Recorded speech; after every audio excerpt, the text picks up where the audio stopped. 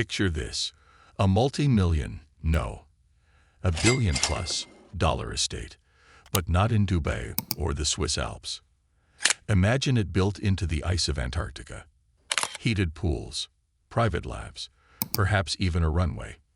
Rumors online say a mysterious tycoon is building a $1.3 billion doomsday bunker there. But is this real or just a viral fantasy?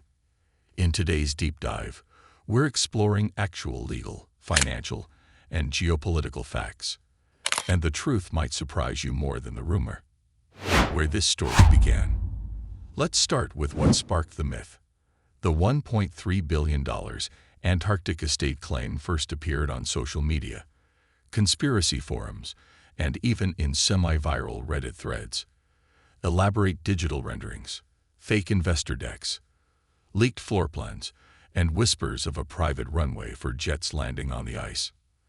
Some claim this is the ultimate doomsday compound, an impenetrable luxury fortress where the super-rich can ride out any apocalypse in style. But here's the kicker. After digging through public records, satellite imagery, and treaty documents, there's no solid proof of any such private estate existing.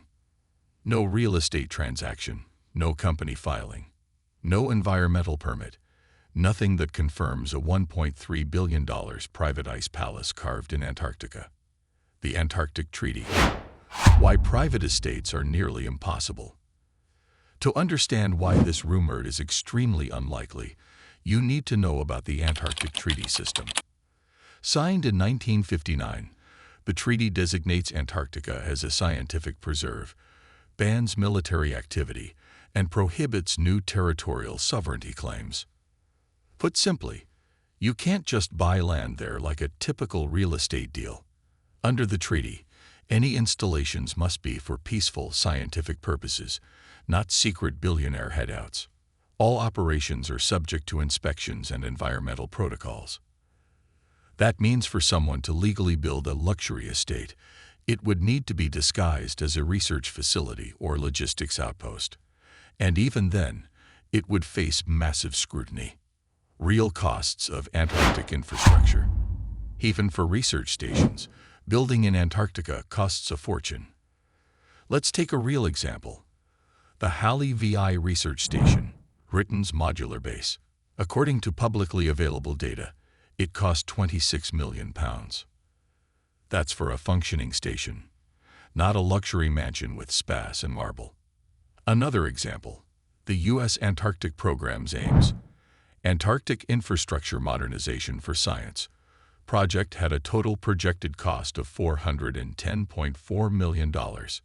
That's for modernizing research bases, not building a billionaire's palace. If a government-funded science station costs hundreds of millions, a private ultra-luxury site pushing into billions would face exponentially greater costs, especially factoring in prefab modules transported by ship or plane, specialized materials and engineering for freezing conditions, power generation, heating, insulation, environmental assessments and regulatory compliance, maintenance and year-round operation. So the $1.3 billion price tag isn't obviously impossible from a pure cost perspective, but it would be extremely challenging and politically fraught. Legal and political barriers. Even if someone had $1.3 billion to spend, they would have to navigate sponsorship by a treaty party country. Any permanent structure needs backing or approval from a country that is party to the Antarctic Treaty. Environmental protocols. The Protocol on Environmental Protection requires environmental impact assessments, inspections. Treaty nations monitor stations. Secret, fully private facilities would likely trigger diplomatic alarms. Long-term viability. Operating in Antarctica isn't just build and forget. The power, supply, and logistics burdens are enormous. In short, without presenting as a scientific or logistical base, a secret billionaire doomsday retreat would be nearly impossible to hide and sustain legally. Billionaire doomsday bunker trend, but elsewhere. That doesn't mean billionaires aren't building doomsday bunkers. They absolutely are. But they're doing it in legal, accessible places, not on Antarctic ice. Here are some real-world examples. Survival condo. Larry Hall bought an Atlas ICBM missile silo in Kansas for $300,000, then converted it into a 15-story underground complex. Cost to build, $20 million. Features: hydroponic farms, tilapia tanks, pool, gym, theater, library, decontamination rooms, even a sniper post. Vagos shelters. Vivas runs underground shelters in decommissioned bunkers around the world. Their luxury Europa 1 is carved into bedrock, with extremely high-end amenities. According to some sources, very elite spots in Vivos' network can cost around $5 million. A Pitum bunker, a luxury NATO spec bunker, submerged 49 feet underground, outfitted with pools, cinemas, and custom interiors. Starting price, near $60 million, with ultra-custom versions going much higher. Other luxury bunkers also exist.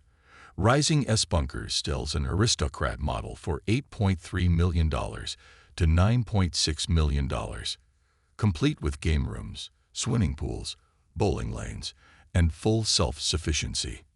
And billionaire names like Mark Zuckerberg appear in many reports. His Hawaiian compound reportedly has a 5,000 square foot storm shelter bunker component. So yes, ultra-wealthy people are prepping, but they're doing it on their own property in places where they own the land, not on Antarctic ice. Why the $1.3 billion rumor spreads? If there's no proof, why do people keep talking about this $1.3 billion estate? A few reasons. Fear plus fantasy. The idea of a billionaire secret base in frozen wasteland appeals to apocalyptic imaginations. Clickbait economics. Bold, viral claims. $1.3 billion.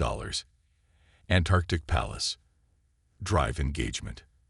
CGI plus mock-ups. People create convincing digital renders, mock brochures, and fake investor decks. They look like real estate pitches. Billionaire prep culture. Because real bunkers are being built, people assume billionaires must be doing it everywhere, even in Antarctica. Combine those, and you have a narrative that feels plausible, but isn't backed by real permits or projects. Why it matters? Why should we dig into this rumor? Because even false rumors can shape public perception. About climate, about inequality, about how wealth is unaccountable. Wealth and power. Stories like this reflect anxiety around how billionaires might use their resources to separate themselves physically from the rest of humanity. Environmental ethics. If someone were building a private luxury station in Antarctica, it would raise huge environmental and legal red flags, because Antarctica is fragile. Misinformation. Viral myths without fact-checking can spread faster than reality. Separating fact from fiction helps people understand what is actually possible, and what's just wishful thinking. What's actually feasible on Antarctica right now? Given all the constraints, what is actually going on in Antarctica, and what is feasible for the future? Scientific stations. Countries maintain research facilities, such as McMurdo, USA, Halley, UK, Comandante Ferraz, Brazil. Modernization projects. Infrastructure modernization projects, like the Ames project, are funded through national science agencies. Logistics hubs. Legitimate private logistical operations, supply, transport, can exist, but under tight regulation. No private resort estates. There's no confirmed case of a private, commercial, doomsday-style luxury estate built for the ultra-rich under the Antarctic Treaty. At least none in the public verifiable record. Truth versus myth. So what's the final verdict?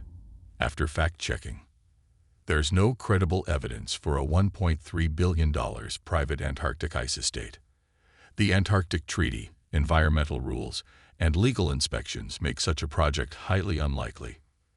Billionaires are building doomsday bunkers, but in places they can legally own, not on treaty-protected frozen wastelands. The rumor says a lot, not about a real secret base, but about our fears of unequal escape routes, global collapse, and wealth insulating itself. This $1.3 billion Antarctic estate is almost certainly a viral myth or a highly speculative fantasy, not a real confirmed build. And sometimes that matters more. The fact people believe it tells us about power, wealth, fear, and the future. Thank you guys for watching. If you want more videos like this, make sure to like the video and hit the subscribe button, and we'll see you in the next video.